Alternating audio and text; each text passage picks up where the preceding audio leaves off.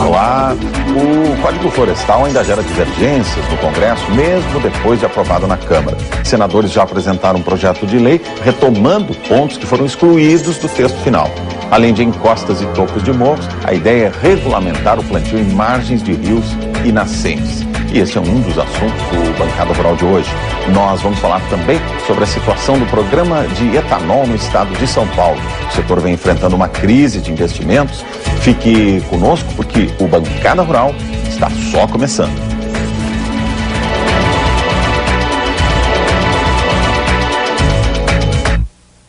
E a gente começa o programa de hoje apresentando os nossos convidados. Aqui no estúdio comigo, Dr. Ricardo Alfonsin. Tudo bem, doutor Alfonsin? Tudo bem, como vai? Tudo bom? Tudo bem. Em São Paulo vão estar conosco o analista financeiro Miguel Daúde. Tudo bem, Daúde? E o Daúde. Tudo bem, Irineu? E o Daúde está acompanhado aí em São Paulo do secretário de Energia do Estado de São Paulo, José Aníbal. Secretário, seja bem-vindo ao Bancada. Tudo bem? Tudo bem, muito obrigado pelo convite. Nós é que agradecemos, secretário, agradecemos ao doutor Alfonsin, Daúde, por estarem aqui com a gente hoje. E nós vamos começar hoje falando o nosso programa, falando de etanol. A moagem de cana do centro-sul do Brasil, na nova temporada, já começou atrasada na comparação com a safra passada. Nesta semana, a única entidade que reúne as indústrias revelou que foram moídas 4,7 milhões de toneladas até o dia 15 de abril. Isso significa uma queda de 32% na comparação com a mesma época de 2011. A produção de açúcar e etanol também caiu. Esse é o assunto que a gente vai desenvolver hoje com o secretário José Aníbal. Secretário, o que está acontecendo com esse setor, com o setor sucro-alcooleiro aí da cana? Os investimentos estão diminuindo? É um problema de mercado? É questão climática? O que está acontecendo? Por que essa redução, secretário? É um pouco de tudo isso, né? Você tem a redução de investimentos, não se aumentou a área de plantio, as pesquisas estão atrasadas para aumentar a produtividade, não é? É possível fazer mais no mesmo espaço. O setor nos últimos anos teve uma política forte de incorporações, de mudança de controles acionários, etc. Mas investimento foram escassos, né? Relativamente escassos. Houve investimento ano passado em São Paulo de mais de 3 bilhões de dólares no setor, mas de modernização, né? De retrofit, no que se refere a caldeiras para geração de energia. Modernização do equipamento. Modernização do equipamento. Há uma linha, inclusive, do Estado de São Paulo, de isenção total do ICMS para o retrofit, né, para aquisição de máquinas e equipamentos para a modernização, mas infelizmente houve problemas climáticos também, e infelizmente nós temos aí uma perspectiva esse ano de uma safra menor do que a do ano passado, que já foi menor com relação a 2010. De outro lado, você tem essa artificialidade do preço da gasolina. O Brasil está pagando 10 para importar gasolina, 80 mil barris de gasolina dia, e vende por 8. E cria um artificialismo total. Embora o ICMS da cana em São Paulo seja só 12%, nos outros estados é 25%, tem até alguns que é mais, parece, mas 25% é a média, não tem como competir o etanol com a gasolina. Secretário, o senhor esteve recentemente com a presidente Dilma discutindo essa questão da cana, do etanol, porque o estado de São Paulo hoje é o maior produtor, né? Os nossos canaviais estão envelhecendo. 60%. 60%. Não há renovação desses canaviais. Qual é a posição da presidente Dilma, do governo, em relação à situação hoje de dificuldade que o setor vem enfrentando? Em primeiro lugar, Miguel, dizer que realmente você fez bem em distinguir. As questões relativas ao Estado, nós estamos trabalhando bem, favorecendo, reduzindo ICMS, tirando ICMS para modernização, automação, enfim, estimulando a conexão, não é, para que a geração se amplie, etc. E há uma política nacional que está um pouco largada. O governo reduziu de 25 para 20 a mistura do etanol na gasolina, não é? Privilegiando fortemente a gasolina, também em função da redução da produção de etanol. E agora, finalmente, o governo decidiu centralizar essa conversa com os diferentes interessados, os produtores, os governos estaduais, os fornecedores de equipamentos, enfim, a pesquisa. Estão procurando, através de uma coordenação que será feita pela ministra Gleisi, fazer uma conversa abrangente com o setor para retomar o crescimento dessa indústria sucroenergética, que não é mais sucro-alcooleira, é sucroenergética, que você não tem só o álcool, você tem a energia. Nós podemos, em São Paulo, ter em 2020 uma Itaipu com energia verde, queima de bagaço e palha de cana, não é? Retomando essa conversa, que é crucial. Olha, eu diria que nessa Rio+20 que vai ter aí, o estado que pode apresentar o melhor caso de desempenho de matriz energética com fonte limpa é São Paulo, em grande medida por causa da cana. Nós temos hoje, em São Paulo, na nossa matriz atual, nós temos já mais ou menos 57% de energia renovável. A nossa previsão, na proposta que nós estamos discutindo, nosso plano estadual de energia 2011-2020, nós prevemos em 2020 69% de energia renovável na nossa matriz energética. Mas isso se realmente o setor sucroenergético tiver o crescimento que a gente espera que tenha e que é possível ter. Praticamente dobrar a produção nesses próximos anos. Mas para isso é preciso ter política, estabilidade, condições. Tem empresas, tem grupos estrangeiros que vieram ao Brasil que estão vendendo. Compraram recentemente plantas, usinas e já estão querendo vender, diante da imprevisibilidade e da falta de uma política consistente e que inspire efetivamente o investimento. O senhor tem questionado o governo federal? Maridel, desculpa. Não, Daúde, por favor, conclua. Eu acho que o secretário tocou num ponto muito importante que eu quero abordar aqui também com o doutor Ricardo Alfonsin, que é esse da insegurança. Então, por favor. Né? Da insegurança para o investimento estrangeiro. A gente tinha 5 anos atrás aí, vários projetos de empresas estrangeiras, muitos projetos, havia mais de 100 projetos de novas usinas, e muitos desses não se concretizaram, inclusive Mato Grosso, outros estados. Eu acho que muito em função disso, né, doutor Ricardo, da insegurança jurídica. Minha saudação ao secretário e ao Daúde.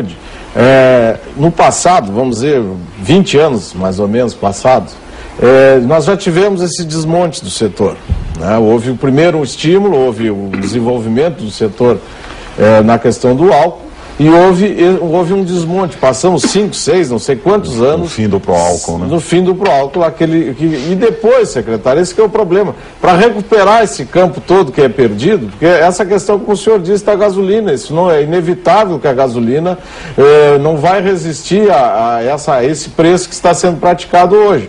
E aí nós vamos tentar recuperar o álcool novamente, e isso vai custar muito caro, vai demorar tempo. E para recuperar esses investimentos também vai demorar muito tempo.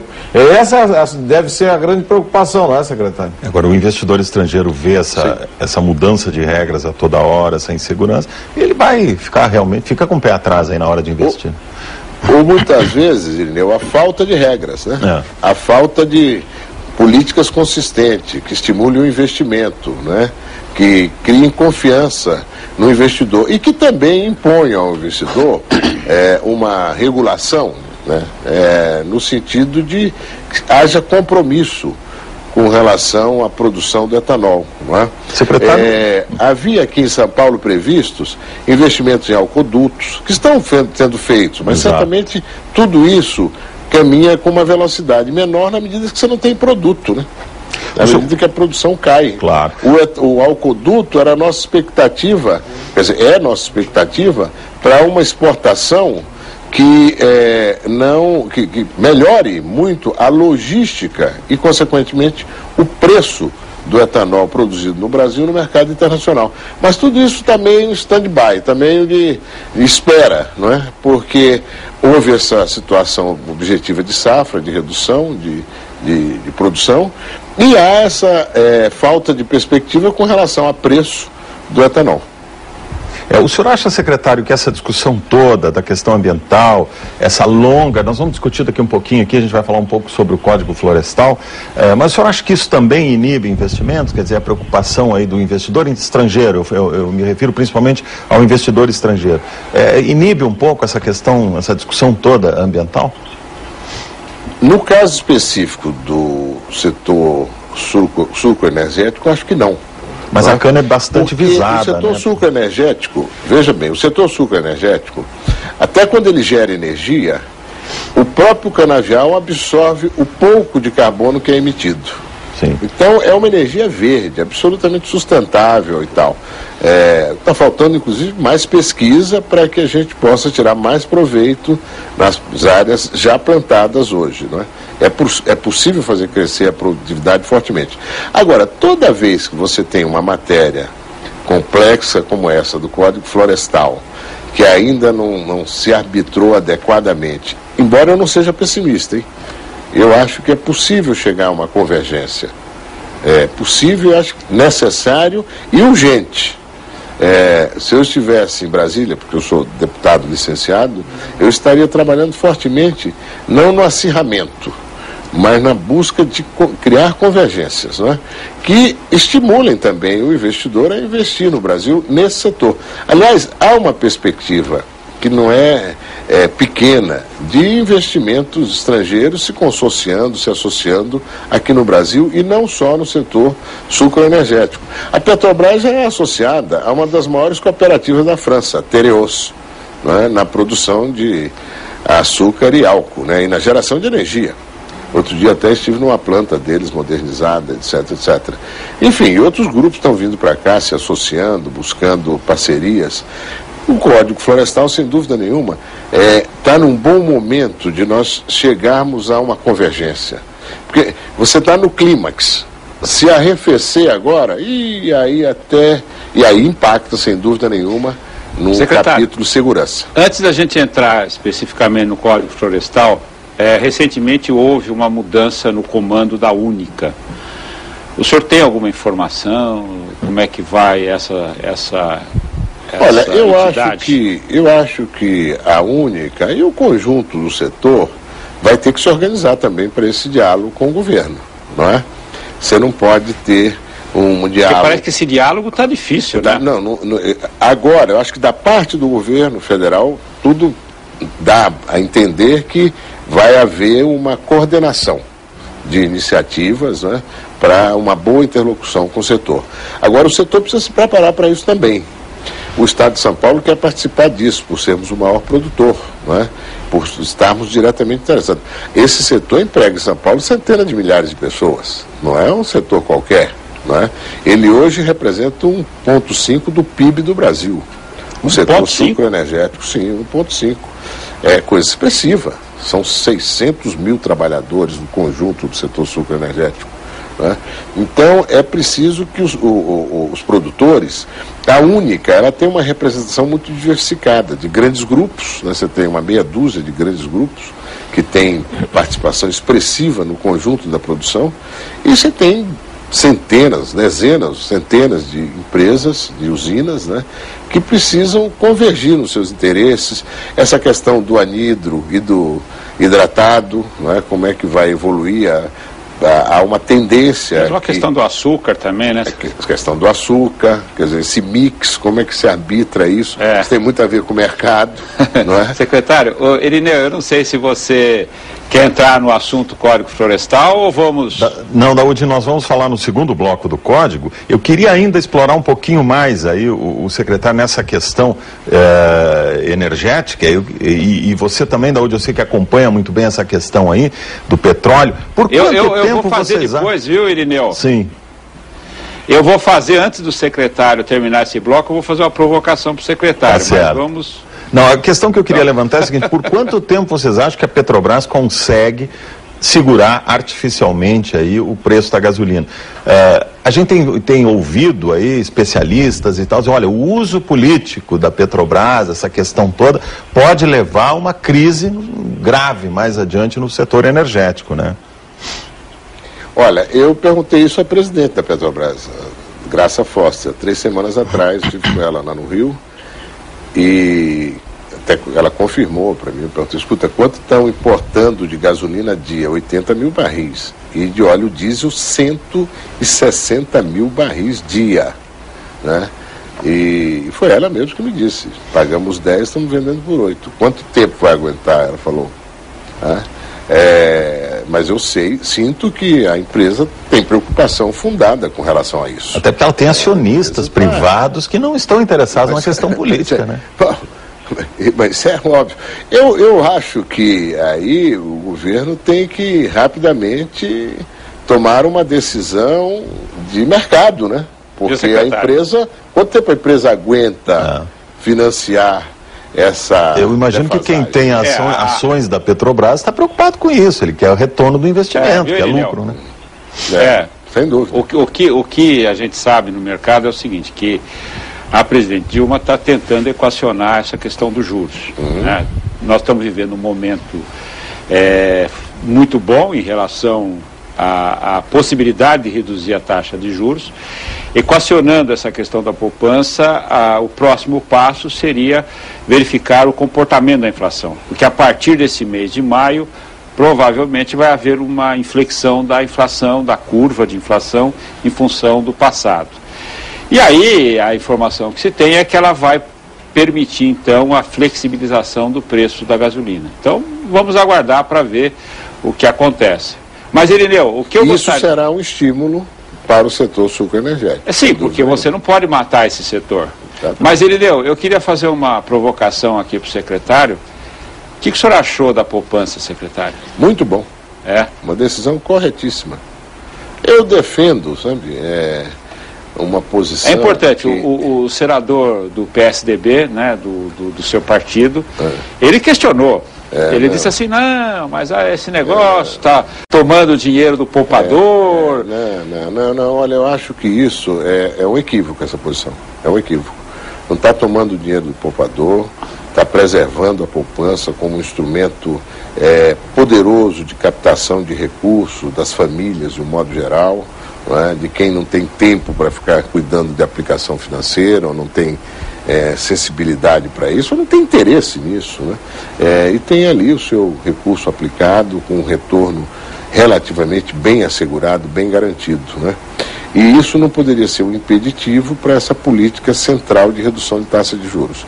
Eu, pessoalmente, tenho muita sensibilidade a uma posição já reiterada por um grande economista, o Yoshiaki Nakano, que defende a extinção da Selic, né? Eu acho que o Brasil está num momento bom para se desacorrentar, né? E acho que a presidente agiu corretamente. Eu lembro até que ela disse, para quem leu atentamente uma fala dela de algumas semanas atrás, 2 semanas atrás, quando perguntaram a ela, mas a senhora está fazendo essa política com relação à taxa de juros, e como é que a senhora vai resolver o problema da poupança? Então, isso os técnicos, profissionais do Ministério da Fazenda, do Planejamento, do Banco Central, melhor dizendo, Planejamento do Banco Central, certamente vão oferecer boas alternativas e nós vamos adotar uma delas. E, a meu ver, a que foi adotada é muito procedente, muito consistente. Você pode ver até nos cálculos que foram feitos pelos jornais, pela imprensa, o que se diz ser a perda, quer dizer, não é perda. Na medida que você reduz juros, todo mundo ganha. Eu acho que o custo-benefício dessa intenção do governo em abaixar a taxa de juros... viu, secretário, eu sou um crítico muito grande da política econômica do governo, mas hoje eu estou de pleno acordo. Eu acho que se a gente quer fazer com que o Brasil caminhe para um país da produção e não da especulação, este é um caminho. Então o custo-benefício é muito grande. A presidenta também já deu outros sinais. Agora, não se discutiu essa guerra dos portos. Se criou um ICMS único de 4%.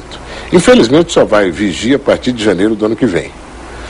Mas tem estados, 2, 3 estados, que estavam praticando uma guerra impiedosa através dos seus portos, né? Especialmente Santa Catarina e o Espírito Santo. Tentaram estabelecer regras de transição para isso, a presidente de jeito nenhum. Vamos votar um projeto como está. Extinguir a possibilidade dessa guerra. Com isso está havendo um sinal aí também de que a presidente quer mexer na carga tributária, né? E o Brasil tem grandes desafios: câmbio, juros, carga tributária. Quer dizer, é uma atitude de governo, claro que merece questionamento. Quem achar que deve questionar é livre para questionar. Eu, pessoalmente, acho que na questão da guerra dos portos, onde ela manteve uma posição firme do governo e determinou ao ministro da Fazenda que comunicasse aos dois governadores que não tinha negociação. Chega de jogo de cena, né? O país tem uma hora que jogo de cena para lá, para cá, e a economia... O senhor é colega de turma da presidente? Sou, colega de turma. Entramos juntos na na Faculdade de Economia da Universidade Federal de Minas Gerais. Ela foi meu cabo eleitoral. Ah, é? Eu ganhei representante de turma com 22 votos e o meu adversário 21. Ela fez a minha campanha e ganhei por 1 voto. Eu acho que eu vou ser o cabo eleitoral do senhor, hein? Quem sabe eu chego a presidente. Mas enfim, então eu acho que essa postura, e agora essa outra postura com relação à taxa de juros, olha, a Economist, de 15 dias atrás, caracterizou o spread bancário no Brasil como colossal. 30%. Está um pouco menos de 30% agora. Não, mas isso e ela bancos disseram que eles ganhavam 30% e era pouco. E era pouco, A média nos países da América Latina é um pouco mais de 5%. E nos países europeus abaixo de 5%. Você pratica 30%. Bom, nós vamos chegando aqui ao final deste bloco. Queria agradecer a participação do secretário de Energia do Estado de São Paulo, José Aníbal, pela participação aqui no nosso bancado, pelas informações que nos trouxe. Secretário, muito obrigado, volte sempre. Olha, muito obrigado a você, viu, Irineu? Desculpe não poder ficar mais, mas eu tinha combinado com o Miguel. Sim. E realmente eu não poderia ficar além das 11 horas. Não, a gente compreende. Você, Alfonsinho, a Carolina.